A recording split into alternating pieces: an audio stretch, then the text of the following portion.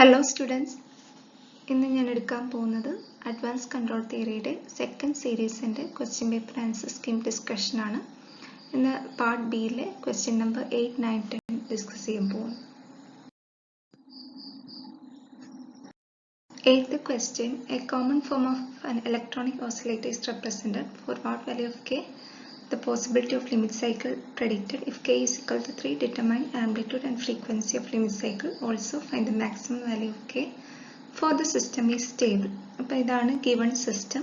ഇപ്പോൾ നോക്കുക, electronic oscillator അത് എന്തിന് എക്സാമ്പിളാണ്? സാച്ചുറേഷൻ നോൺ ലീനിയാരിറ്റി ആണ് വരുന്നത്. സോ നമ്മൾ ആദ്യമേ ഇത് കാണുമ്പോൾ നമ്മുടെ മനസ്സിലോട്ട് describing function of saturation non linearity കൊണ്ടുവരണം. അപ്പം നമ്മൾ ഡിസ്ക്രൈബിംഗ് ഫംഗ്ഷൻ വേണമെങ്കിൽ ആദ്യമേ നമ്മൾ പോളാർ പ്ലോട്ടും -1/k എന്നൊക്കെയാണ് കമ്പയർ ചെയ്യാൻ പോകുന്നത്. സോ ഫസ്റ്റ് പ്രൊസീജിയർ എന്ന് പറഞ്ഞാൽ നമ്മൾ k = 1 ആയിരിക്കുന്ന സമയത്തുള്ള g of j omegയുടെ പോളാർ പ്ലോട്ട് വരയ്ക്കണം. അപ്പം നമുക്ക് g of s തന്നിട്ടുണ്ട് 1/s × 1 + 0.5 × s + 1 + 4 × s. ഇവിടുന്ന് k വരും, k × വരും. അപ്പം g of j omega k/j omega, s-ന് പകരം j omega ഇട്ട് കൊടുക്കുന്നു. ഇനി k = 1 വെച്ചിട്ടാണ് നമ്മൾ ആദ്യമേ കൺസിഡർ ചെയ്യുന്നത്. ഇപ്പോൾ g of j omega = 1/j omega × 1 + j 0.5 omega × 1 + j 4 omega.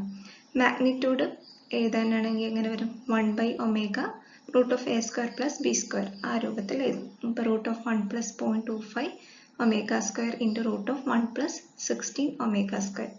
Phase angle എന്ന് പറയുമ്പോൾ 1/omega ഡിനോമിനേറ്ററിലാണ്. സോ അതിൻ്റെ ഫേസ് ആംഗിൾ എത്രയാണ്? -90 മൈനസ് ഡിനോമിനേറ്ററിൽ എല്ലാ ടേംസും വന്നുകൊണ്ടാണ് മൈനസ് വരുന്നത് ന്യൂമറേറ്റർ ആയിട്ട് എഴുതുമ്പോൾ. tan inverse b/a ഇപ്പോൾ 0.5 omega/1 ഇതിൻ്റെയാണ് നോക്കേണ്ടത്. a + jb ആണെങ്കിൽ tan inverse b/a, ഇപ്പോൾ tan inverse 4 omega/1. അപ്പോൾ ഇതെല്ലാം മാഗ്നിറ്റ്യൂഡ് ഫേസ് ആംഗിളിൻ്റെ ഇക്വേഷൻ എഴുതി g of j omegയുടെ.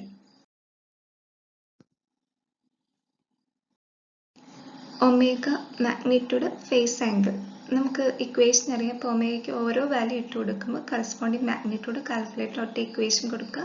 എന്നിട്ട് സോൾവ് ഫോർ എ എന്ന് പറയുമ്പോൾ എ മാറ്റിയിട്ട് കൊടുക്കുമ്പോൾ നമുക്ക് മാഗ്നിറ്റ്യൂഡ് കിട്ടും. അതേപോലെ ഫേസ് ആംഗിളിൻ്റെ ഇക്വേഷൻ ചെയ്തു ആ സെയിം ഫ്രീക്വൻസിക്ക് കറസ്പോണ്ടിങ് ഫേസ് ആംഗിൾ കിട്ടി. നമുക്കറിയാം പോളാർ പ്ലോട്ട് വരയ്ക്കണമെങ്കിൽ മാഗ്നിറ്റ്യൂഡ് വേഴ്സസ് ഫേസ് ആംഗിളാണ്. അപ്പോൾ അത് പോളാർ ഷീറ്റിലാണ് വരയ്ക്കേണ്ടത്. പക്ഷേ ഓർഡിനറി ഗ്രാഫ് ഷീറ്റ് വരയ്ക്കുമ്പോൾ ഇതിനെ റെക്ടാങ്കുലർ കോർഡിനേറ്റ്സ് ഒബ്റ്റെയിൻ ചെയ്യണം. അപ്പോൾ ഈ കാൽക്കുലേറ്ററിൽ കോംപ്ലക്സ് മോഡ് ഇട്ട് 1.299 ആംഗിൾ -159 ഡിഗ്രി എൻ്റർ ചെയ്തിട്ട് അതിൻ്റെ a + jb ഫോം വരും. അപ്പോൾ a ടേം ഇവിടെ വരണം, j കഴിഞ്ഞിട്ട് വരുന്ന ടേം ഇവിടെ വരണം. ഇവിടെ j പിന്നെ എഴുതേണ്ട, കാരണം ഇമാജിനറി ടേം ആണ് വ്യക്തമായിട്ട് എഴുതിയിട്ടുണ്ട്.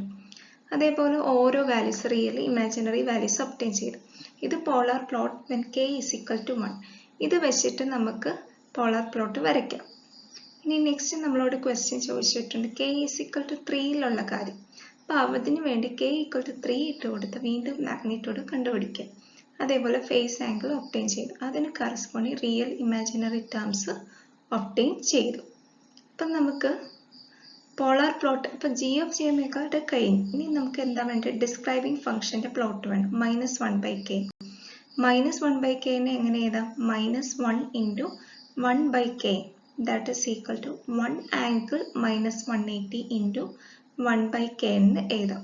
-1 എന്ന് പറഞ്ഞാൽ അത് നെഗറ്റീവ് റിയൽ ആക്സിസ് പോയിന്റ്. അപ്പോൾ അതിന് കറസ്പോണ്ടിങ് ഫേസ് ആംഗിൾ എന്ന് പറഞ്ഞാൽ എത്രയാണ്? -180 ഡിഗ്രി ഇൻറ്റു 1/k.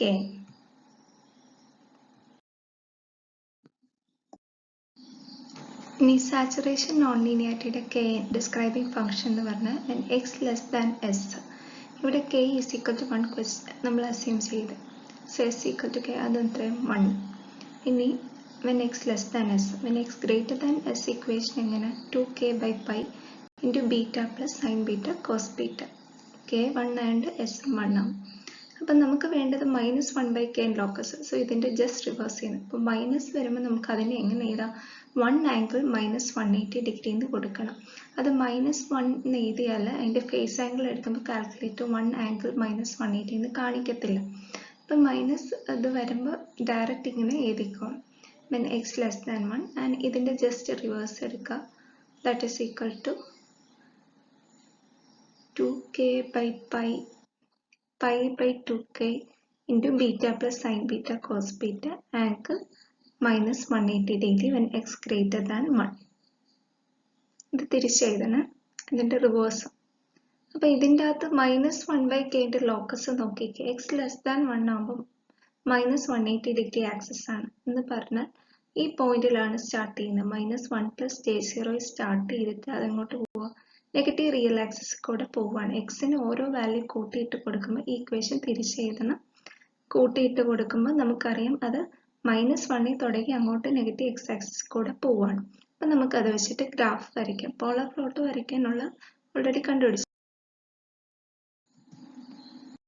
ഇപ്പം നോക്കിക്കേ, ഇത് ഇമാജിനറി, റിയൽ. അപ്പം സെയിം സ്കെയിൽ ഉപയോഗിക്കണം. ഇങ്ങോട്ട് 0.2 ആണ്, ഇവിടെ -0.2 വരും.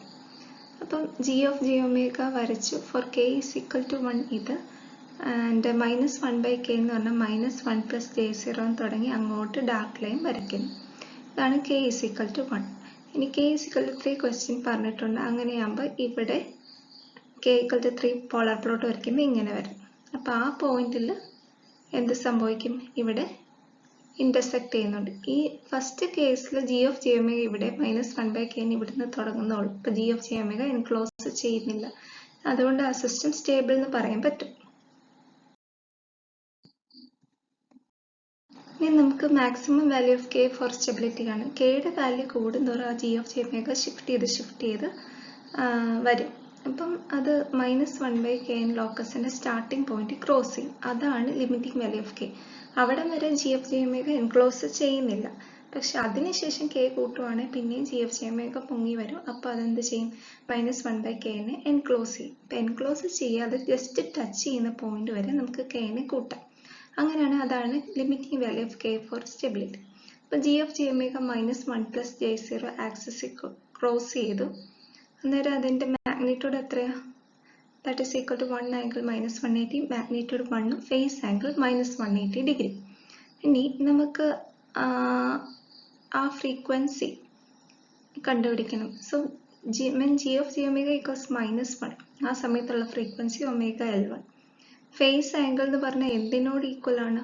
-180 ഡിഗ്രിനോട് ഈക്വൽ ആണ്. അപ്പോൾ ഫേസ് ആംഗിളിൻ്റെ ഇക്വേഷന് എന്തിനോട് ഇക്വേറ്റ് ചെയ്യുന്നു? -180 ഇക്വേറ്റ് ചെയ്യുന്നു. അപ്പോൾ നമ്മൾ എന്ത് ചെയ്യുന്നതെന്ന് വെച്ചാൽ tan ഇൻവേഴ്സ് എടുക്കുക. tan ഓഫ് എടുക്കുക, a + b. tan a + tan b 1 - tan a × tan b is equal to both sides tan എടുക്കുക. tan 90 എന്ന് പറഞ്ഞാൽ എന്താ? ഇൻഫിനിറ്റി. ഇൻഫിനിറ്റി എന്ന് പറഞ്ഞാൽ എങ്ങനെ എഴുതാം? 1/0. 1/0 എന്ന് പറഞ്ഞാൽ ഡിനോമിനേറ്ററിനെ എന്തിനോട് ഇക്വേറ്റ് ചെയ്യാം? 0നോട് ഇക്വേറ്റ് ചെയ്യാം. അപ്പം ωL1² = 0.5, ωL1 = 1/√2 radian/second. സോ ഇതാണ് ഫ്രീക്വൻസി കണ്ടുപിടിച്ച.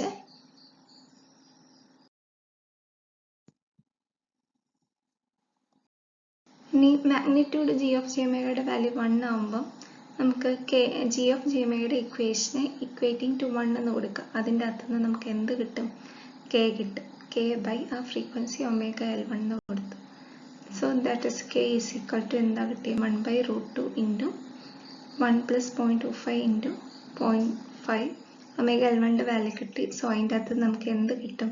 k = 2.25 എന്ന് കിട്ടും. ഇപ്പോൾ കെയുടെ വാല്യൂ 2.25 ആവുന്നവരെ അത് ജസ്റ്റ് ടച്ച് ചെയ്ത് പോവാണ്. അതിനുശേഷം കൂടിപ്പോയാൽ അൺസ്റ്റേബിൾ ആവും സിസ്റ്റം. സോ സ്റ്റേബിൾ ആവുന്ന കണ്ടീഷൻ എപ്പോൾ നമുക്ക് കിട്ടി? k ലെസ് ദാൻ 2.25 ആകുമ്പോൾ. ഇനി ഒരു കേസും കൂടിയുണ്ട്. ഇത് ഇന്റർസെക്ട് ചെയ്യുമ്പോൾ ലിമിറ്റ് സൈക്കിൾസ് ഉണ്ടാവും. അങ്ങനെയാണ് ലിമിറ്റ് സൈക്കിളിന്റെ ആംപ്ലിറ്റ്യൂഡും ഫ്രീക്വൻസി അങ്ങനെ കിട്ടും.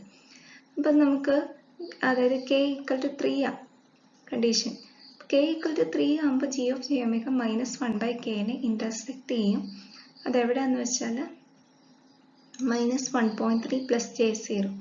അപ്പോൾ ആ ഗ്രാഫ് വരയ്ക്കുമ്പോൾ മനസ്സിലാവും. അപ്പോഴത്തേക്കും ഇന്റർസെക്ഷൻ പോയിന്റ് എന്താവണം? ഒരു ലിമിറ്റ് സൈക്കിൾ എക്സിസ്റ്റ് ചെയ്യും, സ്റ്റേബിൾ ലിമിറ്റ് സൈക്കിൾ. അപ്പോൾ coordinate corresponding to stable limit cycle എന്ന് പറഞ്ഞാൽ -1.3 + j0 എന്ന് പറഞ്ഞാൽ 1.3 ആംഗിൾ -180 ഡിഗ്രി. ഇവിടെ g(j) ഫേസ് ആംഗിളിനെ എന്തിനോട് ഇക്വേറ്റ് ചെയ്യുന്നു? -180നോട് ഇക്വേറ്റ് ചെയ്യുന്നു. tan on both sides take ചെയ്യുന്നു. അതിനുശേഷം ഡിനോമിനേറ്ററിനെ ഇക്വേറ്റിംഗ് ടു 0. അപ്പം ആ ഫ്രീക്വൻസി ഓഫ് ലിമിറ്റ് സൈക്കിൾ എത്രയാണെന്ന് കിട്ടി? 0.707 radian/second.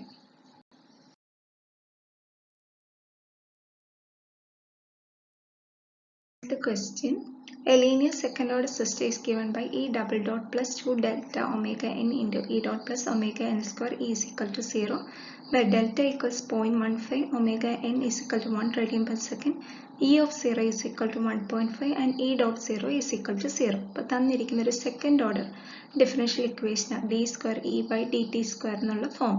അപ്പോൾ ഇതിൻ്റെ സിംഗുലാർ പോയിന്റ് കാണണം, എന്നിട്ട് ഐസോക്ലൈൻ മെത്തേഡ് വെച്ചിട്ട് സ്റ്റേബിൾ ആണോ അല്ലയോ എന്ന് നോക്കണം.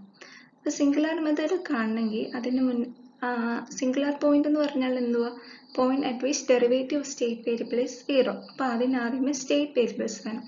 ഈ ഡബിൾ ഡോട്ട് എന്ന് പറയുമ്പോൾ രണ്ട് state variable phase variable method ഉപയോഗിക്കണം. അപ്പോൾ x1 is equal to E system ഔട്ട്പുട്ടും x2 is equal to E ഡോട്ടും കൊടുത്തു. ഇതിനെ വീണ്ടും ഡിഫറൻഷിയേറ്റ് ചെയ്യുമ്പോൾ നമുക്ക് എന്ത് കിട്ടി? x1 dot is equal to e1 dot E dot that will be equal to എന്താ? x2. and x2 dot is equal to എന്ത് വരും? ഒന്നുകൂടെ ഡെറിവേറ്റീവ് ആവും ഈ ഡബിൾ ഡോട്ട്. നമ്മൾ ക്വസ്റ്റ്യൻ്റെ അകത്ത് ഈ double dot plus 2 sign omega n e dot plus omega n square e is equal to 0 എന്ന് എഴുതി.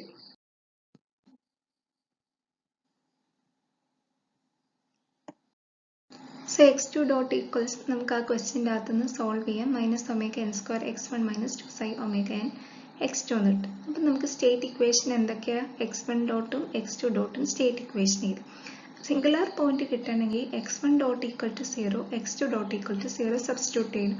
x1 ഡോട്ട് ഈക്വൽ ടു 0 എന്ന് പറയുമ്പോൾ x2ൻ്റെ ആ സമയത്തുള്ള കോഎഫിഷ്യൻ x2 റേസ് ടു 0. അത് എന്തിനോട് കിട്ടി? 0നോട് കിട്ടി. ഇതിൻ്റെ അകത്തൊന്ന് വീണ്ടും സോൾവ് ചെയ്യുമ്പോൾ എന്ത് കിട്ടും? x1 എന്തായി?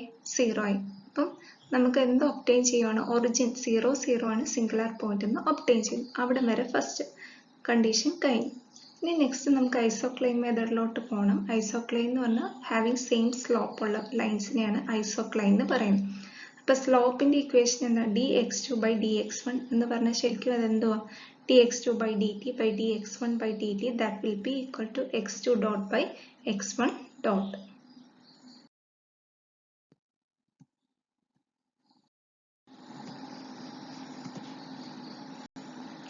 So slope is equal to x2 ഡോട്ടിൻ്റെ നമുക്ക് കിട്ടിയ എക്സ്പ്രഷൻ എഴുതി ഡിവൈഡഡ് ബൈ x1 ഡോട്ട് എന്ന് പറഞ്ഞാൽ x2 ആണ്. അപ്പം സൈഡ് ഒമേഗ എൻ്റെ ഒക്കെ വാല്യൂ നമുക്കറിയാൻ തന്നിട്ടുണ്ട്. അത് വെച്ചിട്ട് നമ്മൾ കണ്ടുപിടിക്കും. അപ്പോൾ സ്ലോപ്പ് ഈക്വൽസ് ഫൈനലി ഇക്വേഷൻ എന്ത് കിട്ടി? സിംപ്ലിഫൈ ചെയ്യുന്നു. എസിനെയും x1നെ x2നെ റിലേറ്റ് ചെയ്യുന്ന ഇക്വേഷൻ കിട്ടി. അപ്പോൾ x2 is equal to x1 by minus 0.3 minus s എന്ന് കിട്ടുക.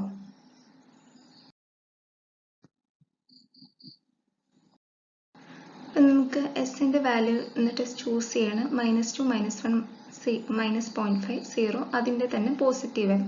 അപ്പോൾ x2 is equal to x1 by minus 0.3 minus s.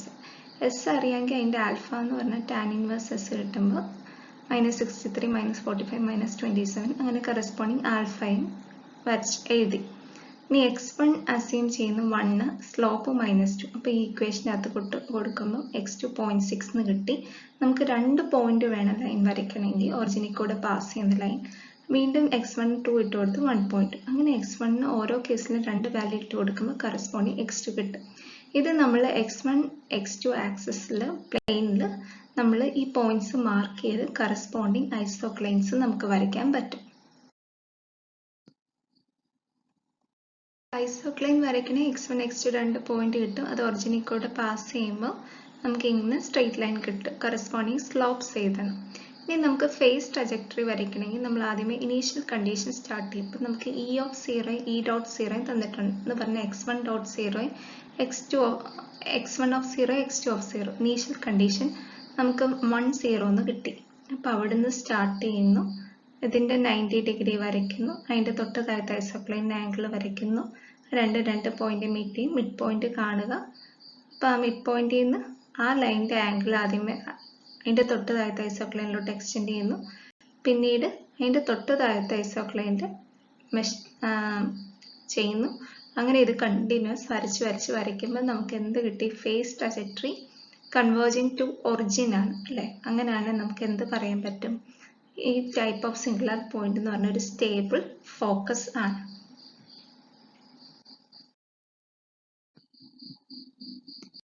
Question 10th question. Second order system is given by x dot equal to ax where a is equal to 0 1 -1 -1.